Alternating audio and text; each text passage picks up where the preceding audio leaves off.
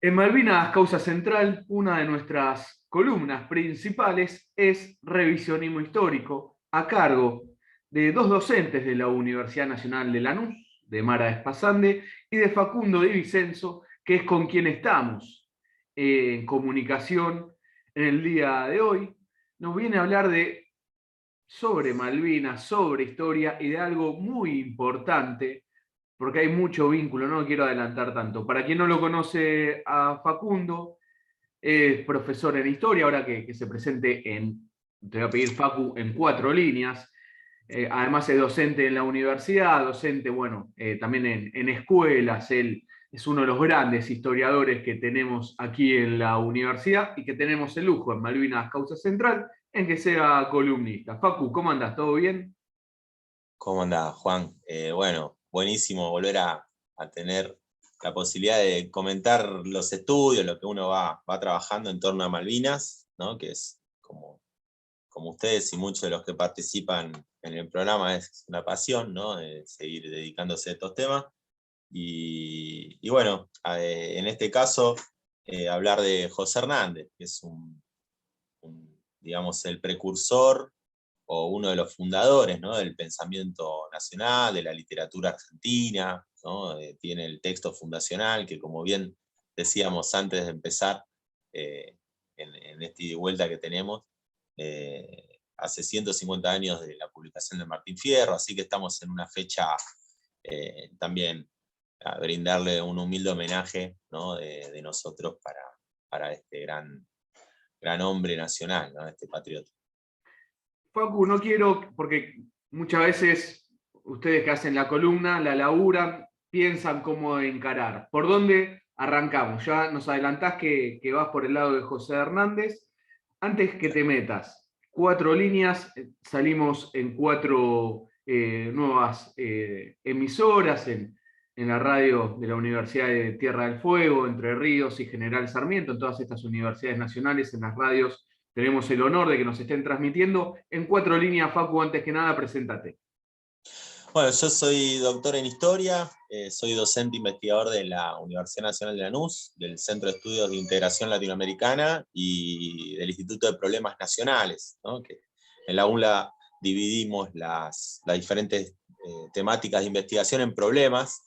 Yo trabajo en esa área y bueno, soy docente también de secundarios, bueno, he dado en otras universidades también y ahora estoy acá. Estoy en este momento historia, dando las materias de historia social latinoamericana, historia social argentina, y el seminario de pensamiento nacional latinoamericano. Estamos por ahí. Muy bien, hecha la presentación de Facu, así para quienes nos estén escuchando por primera vez en alguna de estas emisoras, no tenemos el honor de que nos estén transmitiendo. Facu hace columna de revisionismo histórico aquí en Malvinas Causa Central. José Hernández. Facu, te dejo el comienzo a vos. Bueno, muchas gracias, Juan. Bueno, lo que quería comenzar o empezar a hablar o comentar es sobre un texto que escribe José Hernández. José Hernández, quien no lo conoce, es un poeta, un escritor, un periodista. Yo supongo que todos tenemos una idea de quién es el autor del Martín Fierro, también autor de Vida del Chacho, el Chacho Peñalosa. También tiene un texto sobre los 33 orientales, ¿no? Y también fue periodista y fundador de muchos periódicos de gran difusión en el territorio nacional, en el litoral, donde él se va a radicar, en el exilio. Ahora voy a contar un poquito de su historia, y también en Buenos Aires, ¿no? Donde él va a tener una gran participación con más de 500 artículos publicados en el periódico El Río de la Plata, que es el periódico en donde aparece un texto sobre las Islas Malvinas. En realidad no aparece solo un texto, ¿no? El texto que aparece es en torno a una carta que le envía Augusto Lacerre, que era un comandante de la flota de la Confederación Argentina, ¿no? Después pasó a ser comandante, digamos, de la República Argentina, una vez que Mitre toma la presidencia, ¿no? A partir de la victoria sobre las tropas de la Confederación, que voy a hablar un poquito de eso. Pero básicamente esa carta motiva a José Hernández a escribir toda una reflexión sobre las Malvinas, que va a tener mucha repercusión en la época y que va a llevar a que la vuelva a publicar al menos 3 veces, ¿no? En parte, durante varias semanas, ¿no? El tema Malvinas, que era algo recurrente, ¿no? Era algo recurrente y que ya voy a comentar, pero les anticipo. Lo recurrente en este caso es que los periódicos eran una forma de intervención política, ¿no? La forma de intervención política, en este caso de Hernández, estaba en torno a discutir un escenario en donde dominaban los liberales, principalmente la facción de Mitre y de Sarmiento, ¿no? Eran liberales, era un pensamiento unitario, un pensamiento portenista, y un pensamiento que tenía un estrecho vínculo con Inglaterra, ¿no? O sea, Inglaterra era el principal accionista, para así decirlo, tomando frases de Cafrune, que tiene un gran disco sobre vida y muerte del Chacho Peñalosa, ¿no? Eran los grandes accionistas de todas las troperías porteñas, ¿no? O sea, todas las troperías, y ahora vamos a decir de dónde viene todo esto, eran motivadas o motorizadas gracias al capital inglés. Bueno, y en este caso voy a hacer un repaso, si te parece, Juan, de la historia de Hernández, para saber de dónde viene todo Claro, esto. para ponerlo ahí en contexto, Facu, porque justamente no vas a hablar pero de este artículo que publica en uno de los diarios que tenía José Hernández, que muchas veces se quedan nada más con que José Hernández, bueno, el autor del Martín Fierro, nada más y nada menos, pero en realidad era un político, tenía una gran militancia. No vas a poner en contexto sobre esta gran figura de José Hernández. Dale, Facu.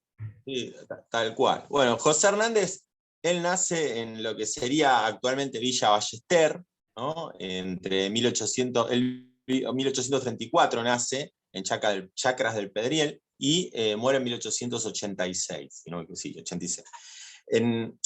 En este caso, el nacimiento, Hernández empieza a tener una vida, digamos, no de élite, pero sí de buen pasar económico en colegios digamos, del porteños, pero va a tener un problema de salud que lo lleva al campo, ¿no? Lo va a llevar al campo a trabajar con su padre, que trabajaba en una de las estancias de Rosas.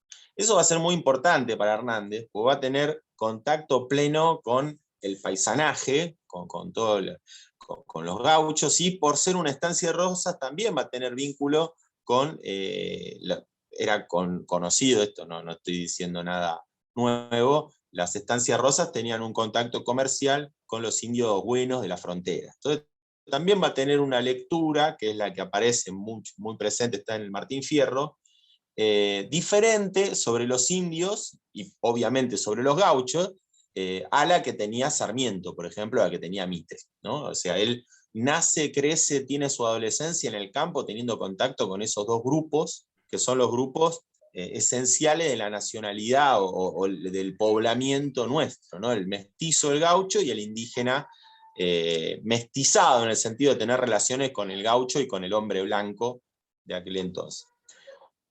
¿Qué ocurre? Acordémonos un poquito de historia argentina, le doy algunas cositas, no lo quiero que no sea una clase de historia argentina, pero algunas cositas para recordar, ¿no?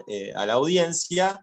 1852, Rosas es derrotado por Urquiza y un gran ejército extranjero, donde hay tropas inglesas, francesas, irlandesas, bueno, una gran mezcolanza de intereses, ¿no? Brasileño, ¿no? Brasileño, fundamentalmente brasileño, el Imperio de Brasil, ¿no? Algunos paraguayos, bueno, todo ese grupo motorizado por generales unitarios, muchos de esos exiliados, ¿no? Recuerdo siempre algo que Juan ya me conoce, lo digo siempre, esa definición de Cobos de Araco, ¿no? Que tengo por acá, la estrella federal, que me parece siempre la tengo presente, cuando, para los que no nos escucharon antes, ¿qué es unitario federal? ¿Cuál es el unitario federal? Bueno, Cobos de Araco da para mí el elemento más preciso, dice: los unitarios se diferencian de los federales en la siguiente cuestión. Para dirimir cuestiones de conflictos internos, llaman a las potencias extranjeras, ¿no? O sea, esa es la mejor definición. Los unitarios en todos los conflictos llaman a Francia, llaman a Inglaterra, motivan el conflicto de la vuelta obligada, motivan la toma de Martín García. Bueno, constantemente. En este caso, después de que es derrotado Rosas, se producen dos levantamientos,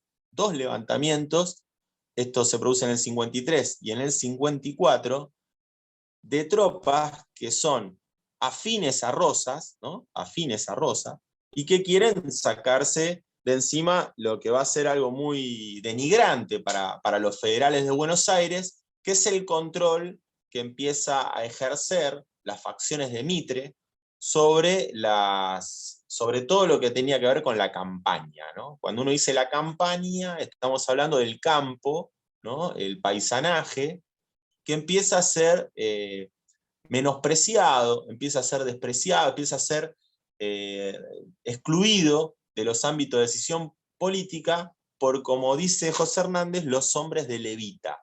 Los hombres de levita son ya los porteños de la ciudad, ¿no? Que empiezan a rechazar, por así decirlo, a lo bonaerense. Estamos empezando a ver una división que estaba en la época de Rosas entre los sectores mercantil comerciales aliados con Inglaterra y el sector bonaerense de las afueras, el sector productor, el sector ganadero productor, ¿no? Empezamos a ver cómo el sector comercial empieza a ganar posicionamiento político una vez que derrota a Rosas y toma el control. La facción bonaerense, en donde se va a hacer sus primeras armas, cuando digo armas es porque José Hernández con 20 años ya está alzado en armas, ya el tipo está arriba de un caballo haciendo levantamientos.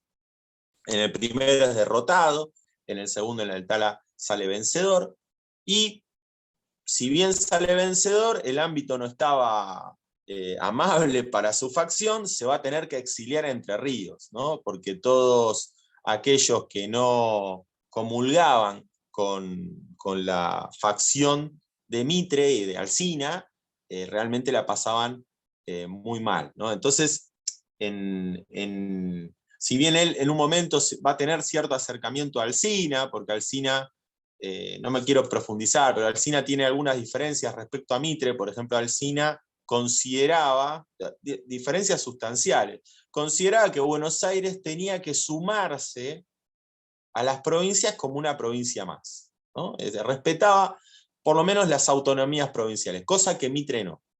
Mitre ponderaba que la nueva idea de nación en Argentina tenía que ser con centro en Buenos Aires y las provincias debían acatar, y si no acataban debían ser invadidas y debían ser exterminados los focos de federales, ¿no? Ese es el ideario que tenía básicamente Mitre. Mitre ya tenía una idea del país, que era un país semicolonial, orientado a la exportación hacia Inglaterra y a la compra de manufacturas inglesas.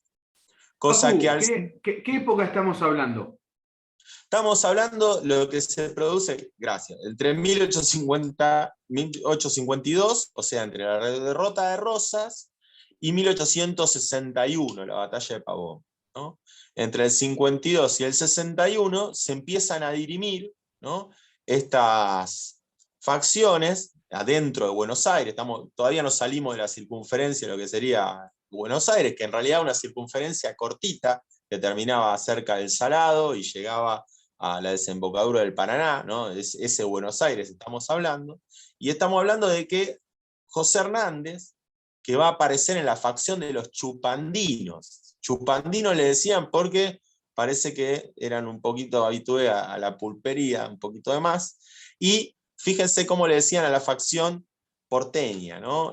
A los porteños que no querían ningún tipo de interferencia de lo federal o de las provincias. Le decían pandilleros, porque eran de atacar en pandilla.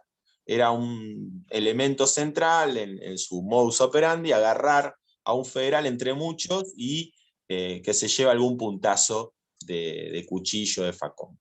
Entonces, en ese ambiente que se empieza a poner cada vez más denso, se habla de juicios de imprenta. Hernández habla de que se están realizando juicios de imprenta. ¿Qué es el juicio de imprenta? Esto para lo que dicen del periodismo independiente, ¿no? Y Hernández tira muchas más, que Hernández podría estar mucho tiempo. Una que dice es, cuando dicen periodismo independiente, tengan en cuenta que es periodismo opositor, siempre, ¿no? Entonces, el periodismo independiente generalmente es opositor al oficial, ¿no? Y el oficial en ese momento era Urquiza, porque acordémonos que es el presidente después de 1852, dura muy poquito, ¿no? Hasta el 53, hasta unos meses diría, es como presidente. Entonces los que dicen, nosotros somos periodismo independiente y vamos a sacar a todos los chupandinos, Urquiza siente que le están haciendo un juicio de imprenta. ¿Qué es un juicio de imprenta? En ese momento, como ahora, diría yo, el periodismo, cuando imprime una nota, una noticia, esto que sería un juicio sobre una persona, es porque tiene atrás ya el aparato para operar sobre esa persona. Por eso Hernández dice juicio de imprenta. Él ve que a sus amigos, a sus compañeros, cuando aparece la nota, inmediatamente después o se ligan un puntazo o son encarcelados por la facción de los pandilleros, ¿no? Que tienen el poder en Buenos Aires. Aunque Urquiza no lo acepte, se le empieza a complicar inmediatamente la situación en Buenos Aires hasta la rebelión, ¿no? Los porteños terminan haciendo una rebelión y vamos a verla, esto acuérdense, para los que estudiaron historia argentina de secundaria al menos, que se produce el corte, ¿no? Buenos Aires va a tener una experiencia propia y la Confederación va a tener una experiencia propia entre el 53 y el 61. O sea, son dos países aparte, se separa la nación. Los porteños van a motorizar la separación. Que es justamente, perdón, Facu, que es justamente esta etapa que estás planteando de José Hernández, donde también se tiene que exiliar, justamente por esto también. Exactamente, gracias, Juan. Y se va a Entre Ríos, donde está Urquiza, con el gobierno federal. Se tiene que ir a Entre Ríos porque lo matan, ¿no? Básicamente lo matan o lo van a encarcelar, eso es lo que señala. Se va él, se va Rafael Hernández, se va Guido Hispano, se va Andrade, bueno, se van varios de los que van a hacer el federalismo porteño, digamos, que se va, porteño, perdón, de Buenos Aires, que se va por el temor a los porteños, ¿no? A estos pandilleros. Y por la derrota, perdón, Facu, por la derrota de Rosas, porque Hernández, de cierta manera, era rosista. No tiene, exactamente, no tiene lugar ese tipo de facción, ¿no? Ahí estamos, es gracioso, ¿no? Porque Mitre habla del Partido de la Libertad, bueno, no había ningún tipo de posibilidad, dice Hernández, de opinar diferente, de tener un periódico diferente. De hecho, el periódico en donde ellos escribían, que era la Reforma Pacífica, ¿no? Lo prohíben, no pueden escribir más.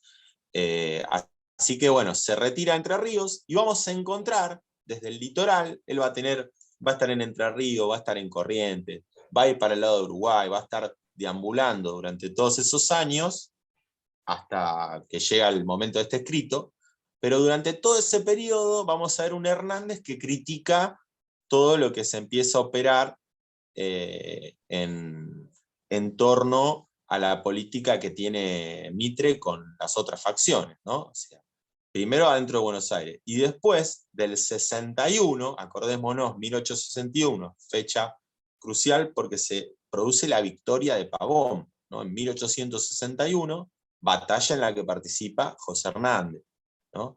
También hay una batalla, hay una batalla previa en donde ganan las tropas de Urquiza, que es la de Cepeda, en donde también participa Hernández. Hernández, ya con el grado de capitán, vence a las tropas de Buenos Aires en el 59, y en el 61 las tropas de Buenos Aires, entre muchas comillas, vencen a las de Urquiza. ¿Por qué digo entre muchas comillas? Pues desde la historiadora Bosch hasta Hilda Sábato, que son historiadoras muy urquicistas, señalan que hay algo raro que ocurre en esa batalla, porque Urquiza decide no terminar la batalla y retirar la tropa, ¿no? Estoy hablando de dos historiadoras que había un comentario en la carrera de historia, yo estudié en la U en Puan, se decía, estas son las viudas de Urquiza, ¿no? Porque lo defendían a capa y espada estas dos historiadoras, y las dos historiadoras que serían las que defienden Urquiza, ¿no? Señalan que pasa algo raro en esa batalla. ¿Qué es algo raro? La Para caballería. muchos, una traición, ¿no? Digamos, ahora vas a contar, pero para muchos fue la traición. Dale, Exactamente, ¿no? contá qué pasó, Facu. Si vamos en la cronología, acordémonos, 1852 es derrotado Rosas, ¿no? Es derrotado el federalismo. El federalismo en donde Urquiza, para muchos historiadores, comete un craso error, ¿no? Creer que Buenos Aires, después de esto, iba a aceptar liberar las aduanas a toda la provincia. Buenos Aires no lo acepta, termina rompiendo con Urquiza, ¿no? Urquiza entre el 53 y el 61 son dos países aparte, como le decía, ¿no? En esa historia, Buenos Aires llena sus arcas con dinero y armas, principalmente. ¿Para qué? Para que en un momento determinado volver a enfrentar a Urquiza y vencerlo. Urquiza no tenía ningún ánimo de enfrentarlo, esa es la verdad, pero obligado por las provincias lo enfrenta en el 59, donde vence a Mitre. En el 61 vuelve a producirse un enfrentamiento motivado por los porteños, y en este enfrentamiento, en donde Urquiza tenía mayor cantidad de tropas y tenía la caballería entrerriana, que era temible, ¿no? Era la que decidía los combates, decide retirarse con buena parte de esa caballería. O sea, no exponer. Urquiza era un gran criador de caballos, sus negocios eran no solo la caballería vacuna, sino también tenía caballos de alta calidad, digamos, para la época, y decide retirar. ¿Qué dicen las historiadores que están con Urquiza? ¿Y para qué iba a pelear si Buenos Aires igual iba a vencer a la larga? ¿Y qué dicen los historiadores que, creo yo, están más cerca a lo que realmente pasó? Urquiza traiciona los intereses de todas las provincias, y voy a comentar breve dos cositas de por qué digo que traiciona. Traiciona los intereses, esto lo va a ver José Hernández y lo va a denunciar José Hernández. ¿Por qué? En una de las cartas, desde, por ejemplo, el Litoral, desde uno de los periódicos donde él escribe.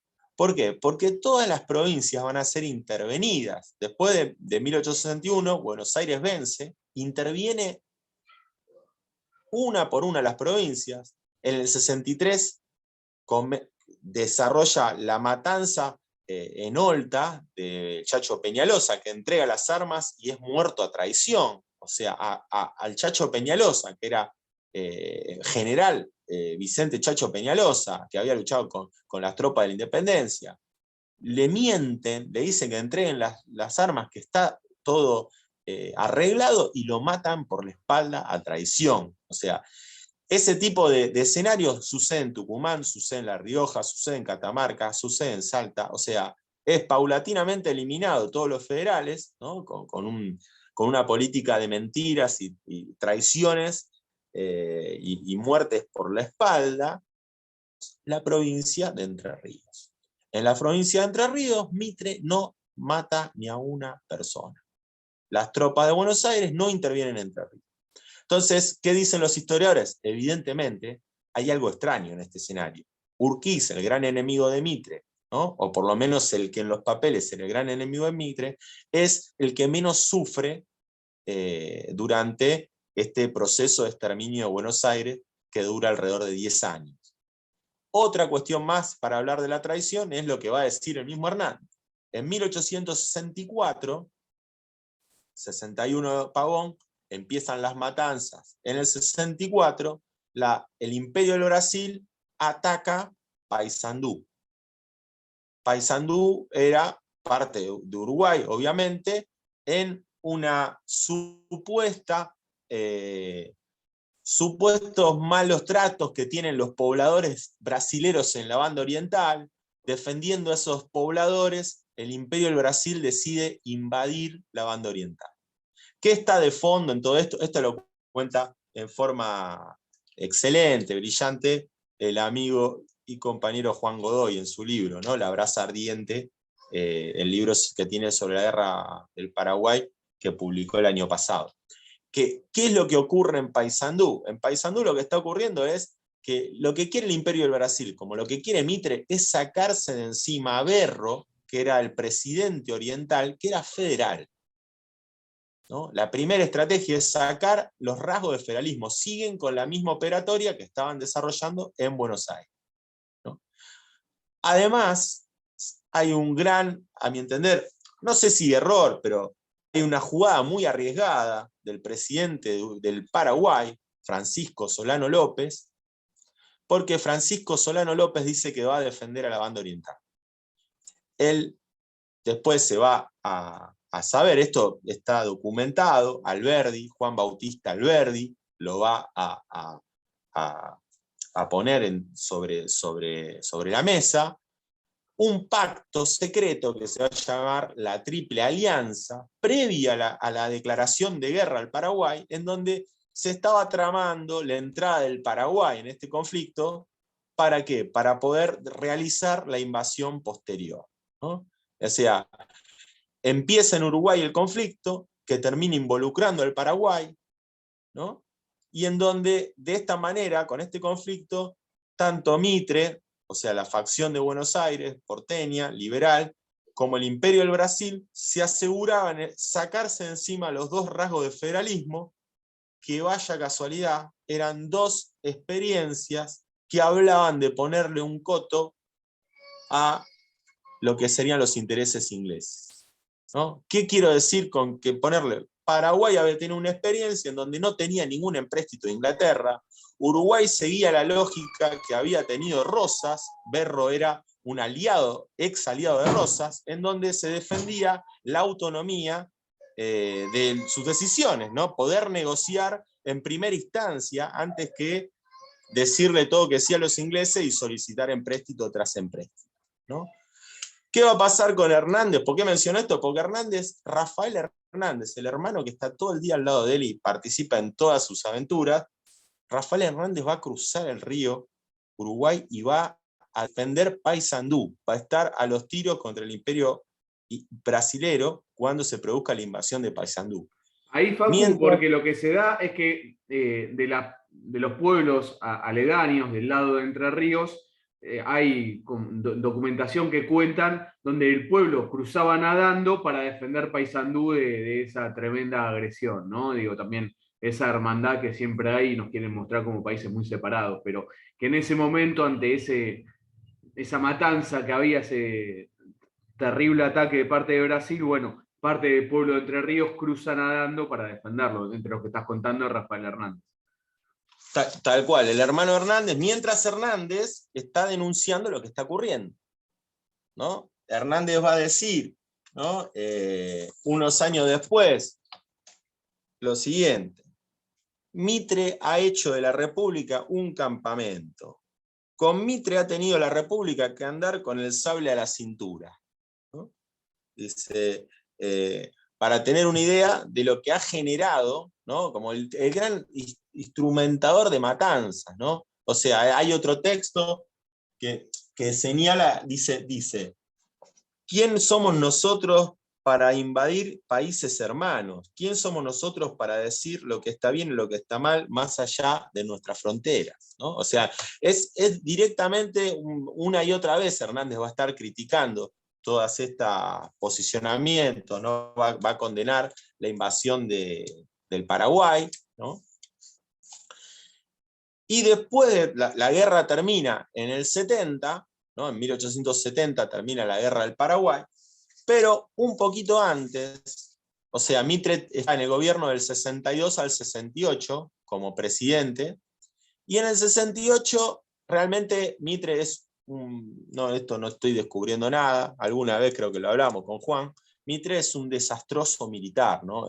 Sus estrategias militares son tremendamente conocidas por hasta los historiadores mitristas, no pueden rescatar un combate en donde se haya desarrollado de alguna manera lógica, ¿no? En su historia de Belgrano, yo tuve que leer a Mitre, en su historia de Belgrano cuenta cuál es la estrategia. Básicamente la estrategia de Mitre es tener más gente que el ejército opositor, ¿no? Entonces, es una gran matanza. Las batallas de Mitre son un desastre tras otro.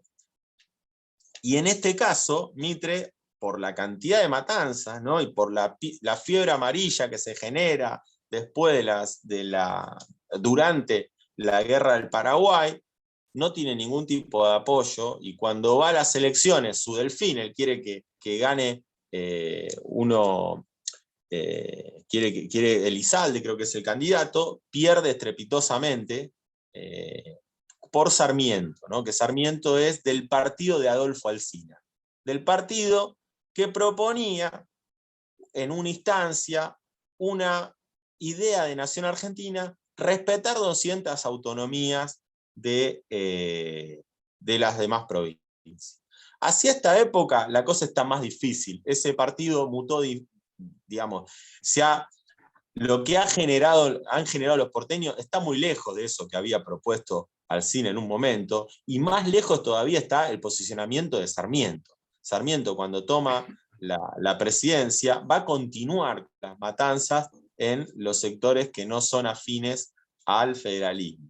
Pero A lo ver, cierto... Facu, ahí, perdón, porque varias cosas, porque en el transcurso había pasado la guerra del Paraguay, donde mayoritariamente el pueblo de las Provincias Unidas, hoy conocido como Argentina, se oponía a esa guerra. Mitre tenía que llevar a los soldados a combatir encadenados, donde en los pueblos de las Provincias Unidas, hoy Argentina, se festejaban los triunfos de las batallas, cuando el pueblo paraguayo triunfaba en una batalla. Digamos, había mucho, ni hablar de Felipe Vallese, ¿no? Que digo bien, ¿no? Porque a veces Felipe Varela. Varela, a Felipe siempre lo mezclo, ¿viste? Por eso me quedé pensando.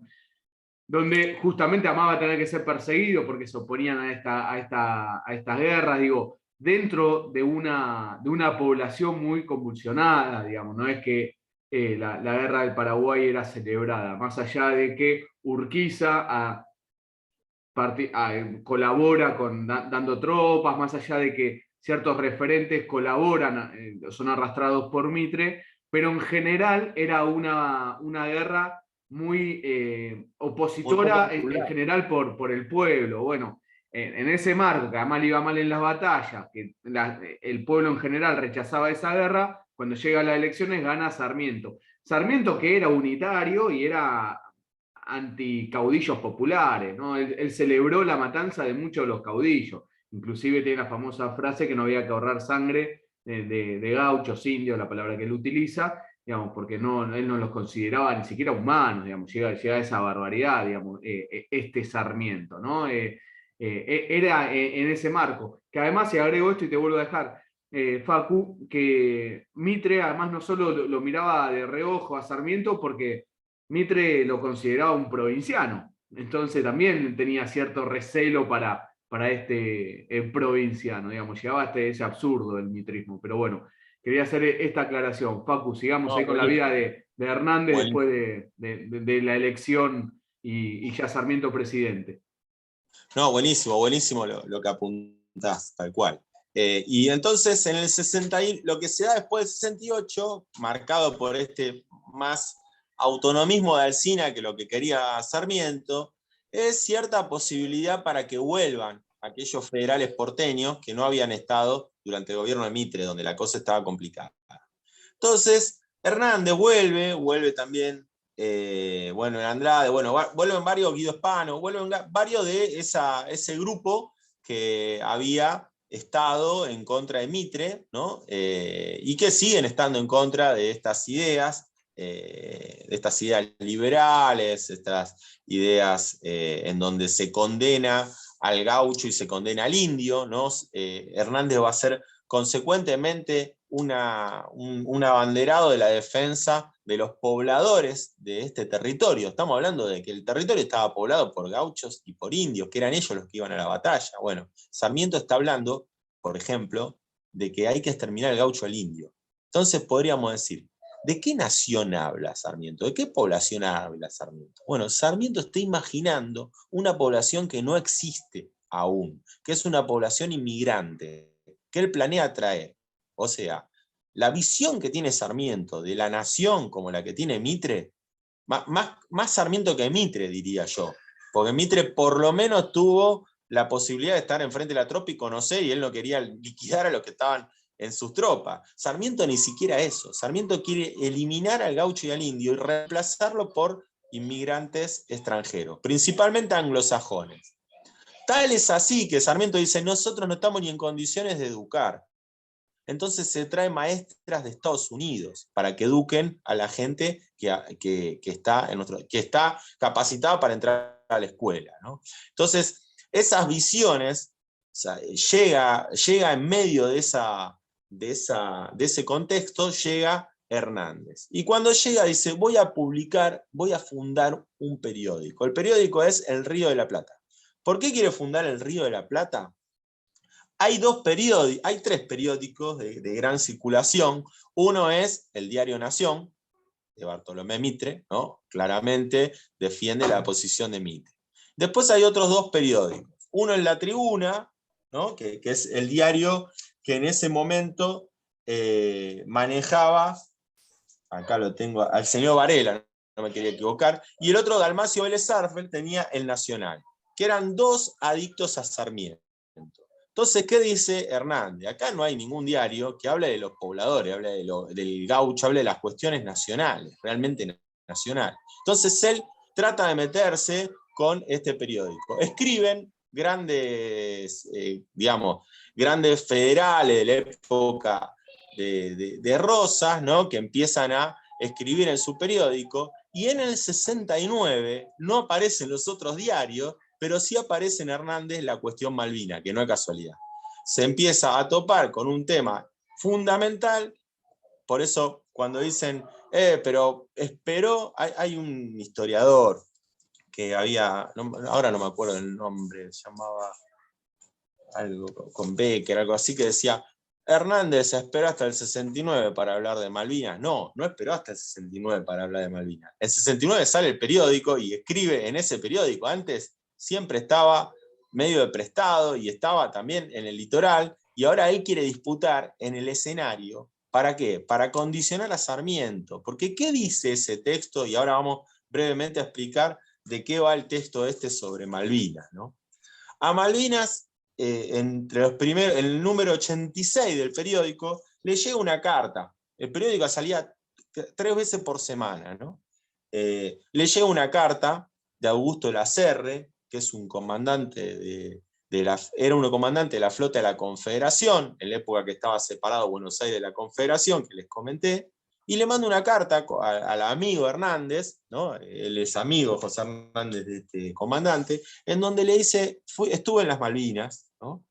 Es buenísima la carta, que estoy terminando de escribir un texto para publicar en esta columna, y en donde voy a transcribir toda la carta, las dos cartas. La de Lacerre es impresionante. ¿Por qué? Porque dice, estuve con pobladores criollos en las Malvinas, ¿no? Él menciona que hay gauchos, hay paisanos que son criollos, que están en las Islas Malvinas, ¿no? Y que están en condiciones paupérrimas, o sea, que están trabajando, los tienen en una situación de servidumbre. Y Lacerre dice, cuando ellos son los pobladores reales de ese territorio, son los legítimos pobladores de ese territorio. Y los que dominan el escenario allá son los ingleses, dice, como diciendo, esto es lamentable. ¿Cómo pueden estar en esas condiciones? Dos cositas ahí. Una, que está hablando que hay pobladores todavía, que son pobladores de los que había llevado Vernet, de los pobladores históricos, ¿no? de la isla, que son criollos, son gauchos, los famosos gauchos de Malvinas, ¿no? Estos gauchos de Malvinas hace hablar de Augusto de Lacerre. Retoma eso Hernández, y Hernández, además de eso, señala, empieza la nota, dice algo así como, tenemos que hablar de una de las partes, de una parte muy importante del territorio argentino, ¿no? El territorio nacional tiene una parte muy importante, que son las Islas Malvinas, ¿no? Y es impresionante varias reflexiones que yo saco, que voy a mencionar algunas, ¿no? Solamente, pero una de las cuestiones dicen, lo que ocurre con Malvinas, hace una referencia, es como con nuestro cuerpo. Cuando uno le sacan un brazo, uno siente, y más cuando lo tuvo, dice, que uno le han sacado un pedazo de carne, ¿no? Y la memoria queda, le quedan los recuerdos de que en algún momento había tenido ese pedazo del cuerpo. Dice, y eso no se lo pueden borrar al pueblo argentino, ¿no? Hace alusión a que esa cuestión es profunda, dice. ha llamado justamente la atención de la prensa ilustrada y ha sido leída con profundo y general interés en toda la población, ¿no? ¿Por qué? Porque los argentinos no han podido olvidar de que se trata de una parte muy importante del territorio nacional, usurpada a merced de circunstancias desagradables, ¿no? Entonces, empiezas a mencionar esa referencia, ¿no? Estamos como con un cuerpo amputado, ¿no? Nos han amputado un pedazo del cuerpo. Esto, Facu, Otra lo referencia. escribe, esto es José Hernández en su diario, y además donde también se publica la carta de la CR. O sea, hace ambas cosas. Él opina, hace esta nota de opinión y además publica la carta de la CR en este diario Río de la Plata. Exactamente. Mirá, les comento para el que quiera hacer una excursión, que ahora podemos, ya no estamos en pandemia, van a la Biblioteca Nacional, piden ir a la parte de hemeroteca, está el diario Río de la Plata, es un diario de 4 páginas, ¿no? Los diarios Sábana 4 páginas, los tenemos con esas máquinas que los va pasando. Yo tuve, bueno, la posibilidad de trabajar este diario en algún momento, y es muy lindo estar ahí, ver el diario, lo tenés obviamente atrás de una máquina, pero lo tenés ahí enfrente, ¿no? Y ¿por qué les comento esto? Porque esa sábana tenía en la entrada la carta de la CR y el texto de José Hernández, ¿no? Esa sería el número 86, dedicado a Malvinas, del diario Río de la Plata. Y otro elemento que le comentaba, habíamos hablado con Juan, esta cuestión que me parece una reflexión buenísima, dice, y además tenemos que advertir, dice, que lo que está sucediendo es un doble atentado. ¿Por qué? Porque no solo es un despojo, sino que es una amenaza de una nueva usurpación, ¿no? Como diciendo, si nos acostumbramos a esto, nos estamos acostumbrando a que va a venir una nueva usurpación, ¿no? Me hace acordar a tantos que habíamos trabajado, de Ramón Dol hasta Carlos Astrá, bueno, todos los que mencionamos, que mencionan esta cuestión, ¿no? Dice, esto es como, mirá que te pusieron un inglés ahí que te está mirando todo el tiempo, ¿no? Y es una advertencia, una amenaza en la próxima usurpación. Nosotros tenemos que reaccionar a esto. No podemos dejar las cosas así, ¿no? Después, otra joya de Hernández es, y en otro momento con Juan también habíamos mencionado, ir a la historia. Hernández va a la historia y dice, les voy a contar, le dice a los lectores, lo que pasó con estas islas. Estas islas son nuestras desde 1777. Eso me parece hermoso, ¿no? Esta tradición hispánica, él se remonta atrás. Dice, nosotros en el 77, los españoles empiezan a tener posesión de esos territorios, empiezan a mencionar que eran parte del Río de la Plata. Y después, por derecho, el que alguna vez hablamos, el iutis possidetis, ¿no? Ese derecho de que una vez que vences digamos, a la metrópoli, a España, vos sos propietario de todos los territorios de España.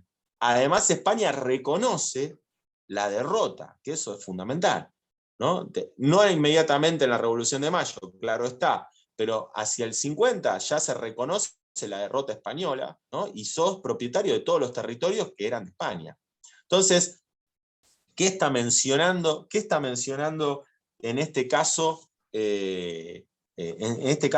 Que nosotros tenemos históricamente esa posesión, es nuestra desde la época, desde época pasada de la Revolución, por nuestra ligación con el pasado español. Algo que la historiografía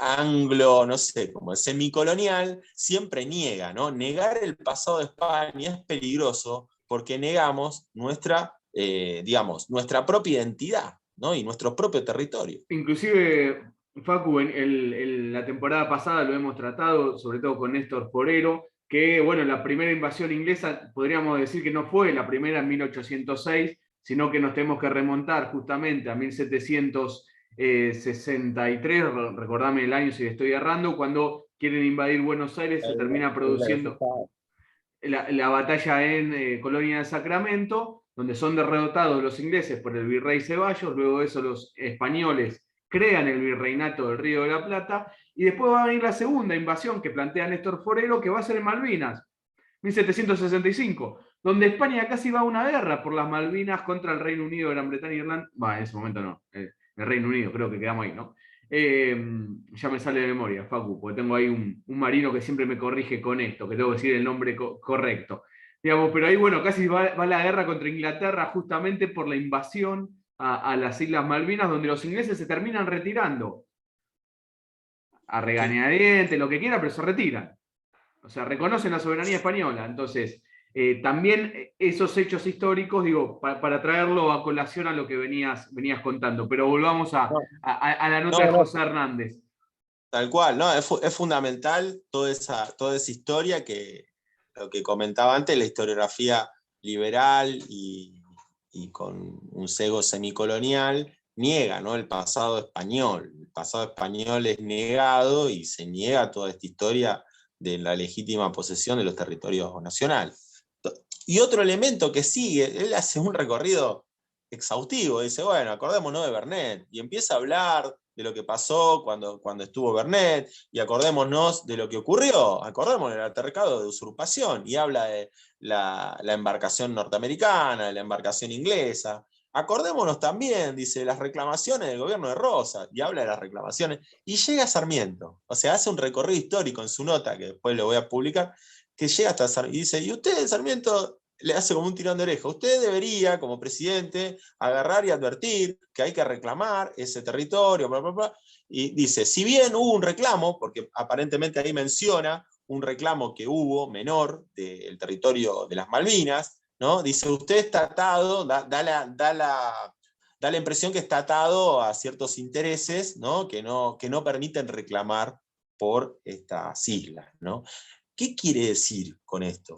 Bueno, cuando uno analiza lo que está ocurriendo, estamos todavía a fines de la guerra, 1869, no termina la guerra del Paraguay, y durante la guerra del Paraguay, la ligazón entre el gobierno de la República Argentina e Inglaterra es tremendamente estrecha, ¿no? O sea, se empiezan a pedir una sucesión de empréstitos descomunales, ¿no? Para vencer en la guerra. Digamos que Norberto Galazo, José María Rosa, León Pomer, Juan Godoy, señalan que la guerra del Paraguay es un elemento central en la época, digamos, geopolítica de consolidación de la revolución industrial en Inglaterra y de consolidación de la situación semicolonial en la Argentina. ¿Por qué? A raíz de la cantidad de empréstitos que van a solicitar en armas, en comida, en deudas que se van a generar por la guerra, a Inglaterra, tanto Brasil como la banda oriental como Argentina. Digamos, si no me equivoco, es José María Rosa quien dice, a veces digo, por ahí lo saqué de Pomer, pueden ser cualquiera de los cuatro, pero fundamentalmente seguro que es el Pepe Rosa, el que señala que durante este momento de la guerra del Paraguay está Inglaterra asegurándose el porvenir en el resto del siglo XIX de estos países que se van a convertir en semicolonias británicas, ¿no? Tanto Brasil como Uruguay como Argentina. Cerrando una cronología histórica que nace con la independencia del Uruguay, ¿no? En donde hay una clara injerencia británica, ¿no? En el conflicto de la vuelta obligado, en el conflicto de Malvinas, ¿no? Y en las decisiones que va tomando una y otra vez del ya dependiente de la época colonial, ¿no? Sabemos que el imperio portugués históricamente fue dependiente británico, ¿no? Y en Portugal, para el que no lo sabe, atrás, y esto Juan lo ha dicho más de una vez, el imperio brasilero entre el siglo XIX es un enclave británico, ¿no? Es el enclave británico en el Río de la Plata. El enclave británico que va a tratar de obturar una y otra vez lo que ocurre en Buenos Aires, los que van a perpetrar, los que van a estar detrás impulsando todos los conflictos contra Rosas, ¿no? Los que van a motivar el desenlace trágico de Dorrego, ¿no? Porque son los que interfieren en las negociaciones para que se termine con la guerra, una guerra que estaba prácticamente ganada por las tropas de la Provincia Unida del Río de la Plata, ¿no? Digo, la guerra por Uruguay, por la banda oriental. Entonces estamos viendo que la guerra del Paraguay termina de cerrar esa consolidación semicolonial, y Hernán, fíjese lo que es un tipo que realmente está haciendo una cruzada tremenda. Hernández se lanza con un periódico, habla de Malvinas y apunta a Sarmiento, ¿no? Diciendo usted tiene que reclamar, frente a 2 diarios de tiraje oficial que había en la época, ¿no? La Tribuna y el Nacional. Entonces, bueno, toda esta cruzada de Hernández me parece que merece ser reconocida, y como si me deja Juan para decir una cosita muy importante, que lo que ocurre con Hernández, está muy bien lo que dijiste antes, Juan, que es esta cuestión. Hernández es reconocido como un poeta, como un tipo que narró el Martín Fierro, ¿no? ¿Y qué es? ¿Qué operación hay ahí? Bueno, yo estoy prácticamente seguro, como dice Fermín Chávez, acá tengo, bueno, este es uno, Horacio Sorraquín Becú, hizo Tiempo y Vida de José Hernández, por ahí tengo el de Tulio Alperendongui, Los Mundos de Hernández, pero tengo un libro que les recomiendo, que es el de Fermín Chávez, otra vez Fermín Chávez, recomendando el libro de Fermín Chávez, lo tenéis por acá, que es el José Hernández de Fermín Chávez. ¿Por qué les recomiendo ese libro? Porque José Hernández dice algo, Fermín Chávez dice algo sensacional. Dice, lo que está ocurriendo acá es una operación. La operación es sacarle el ideario político a José Hernández. No mostrar, o que infinidad de textos hablen del Martín Fierro, pero que no hablen de esta carta de Malvinas, de este texto en Malvinas. Infinidad pero no nos demos cuenta que el tipo participó en Pavón, en Cepeda, participó con un libro sobre Chacho Peñalosa. Los chicos de secundario, estoy prácticamente seguro que si no tuvieron un profesor serio, no vieron quién es el Chacho Peñalosa, ¿no? O sea, todo ese ideario político que está presente en la vida de José Hernández ha sido vaciado totalmente, y hablamos solo del Martín Fierro, ¿no? Esa versión lacrimógena del Martín Fierro como un tipo, bueno, es el gaucho. Lo que está haciendo José Hernández es decir, acá están los basamentos de la nacionalidad argentina. Esto es la nacionalidad argentina. Y esta nacionalidad argentina está en derrota. Pero no por lo del Martín Fierro, por todo lo que él estuvo haciendo atrás. O sea, venimos de una lucha que empezó en 1852 con la caída de Rosas. Entonces, es muy triste no ver eso y no comprender toda la trayectoria que va del 52 hasta el 72. ¿No? Son 20 años de luchas civiles, ¿no? Y a los liberales, para decirle a los liberales o a los que hablan ahora de Argentina, granero del mundo y demás, a mí me gusta hacer esta comparativa. Cuando ponen de ejemplo ser como Estados Unidos. ¿Qué pasó en Estados Unidos en este periodo? En este periodo, en Estados Unidos, hubo también guerra civil. Una guerra civil entre el norte y el sur. El norte, industrialista, proteccionista, ¿no? Autonomista, que estaba a favor de las autonomías provinciales, de hecho, ahora voy a contar, es el que vence, y el sur, esclavista semicolonial, que tenían algodones que le vendían a Inglaterra. ¿Quién ganó? Ganó el norte. Entonces, ¿qué es Estados Unidos? Un Estados Unidos federal, un Estados Unidos industrialista, que protege las autonomías provinciales. ¿Qué pasó en Argentina? Hubo la misma guerra, las mismas autonomías federales reclamando por la defensa de la producción artesanal. Eso lo podemos encontrar en infinidad de textos que le mandaron Urquiza, que están narrados por historiadores liberales y no liberales. Todos reconocen esa cantidad de textos donde protege nuestra industria en Salta, en Mendoza, en Tucumán. ¿Qué pasó en Argentina? No ganó el norte como Estados Unidos, digamos, no ganó las provincias, ganó la parte semicolonial. ¿Qué está hablando José Hernández? Le habla a esa parte que fue derrotada. Esa parte que fue derrotada es a la que escribe José Hernández. Lamentablemente en el colegio no te lo explican de esta manera, se vacía el contenido ideológico político y todavía ya chicos y grandes preguntando, queremos ser como Estados Unidos, ¿por qué no fuimos como Estados Unidos? ¿No? Sería tan fácil para mostrar, decir, acá está, acá hubo esa misma guerra, Claro. ocurrió en nuestro territorio. Totalmente. Y Facu, para cerrar esto de José Hernández, que seguramente en esta temporada volvamos a hablar de él, ya que este año se cumplen 150 de él, Martín Fierro, así que vamos a tener la oportunidad de seguir profundizando sobre este gran pensador político, bueno, todo lo que venía escribiendo de José Hernández y entre ellos poetas, además, ¿no? además de todo eso, que además ese poeta no es que era por literatura, sino que estaba contando la realidad del pueblo, de nuestro pueblo nacional. Pero, Facu, si te parece, para cerrar, me gustaría que cierres con una de las frases. Te voy a dejar el cierre completamente a vos para que cierres con una, la que vos consideres, de José Hernández. Recuerdo que Facundo Di Vicenzo, columnista de Malvinas Causa Central, Revisionismo Histórico, nos habló sobre un artículo de José Hernández, lo puso en contexto de qué pasaba en esos años, en estos territorios, la disputa geopolítica. Siempre hay que hablar de la disputa geopolítica, fue lo que hizo Facundo. Y José Hernández en 1969 va a crear un diario que se llama Río de la Plata, y a través de una carta que recibe de un comandante que es la CERRE, un comandante que era federal, que había pertenecido justamente a la federación, va a ir a Malvinas, va a ver lo que pasaba en las Islas Malvinas, le escribe sobre eso a su amigo José Hernández lo publica en el libro, pero además este gran político pensador hace una descripción política, geopolítica de Malvinas. Facu, si te parece, me parece para cerrar con alguna frase de este gran José Hernández de cómo veía él Malvinas en 1869.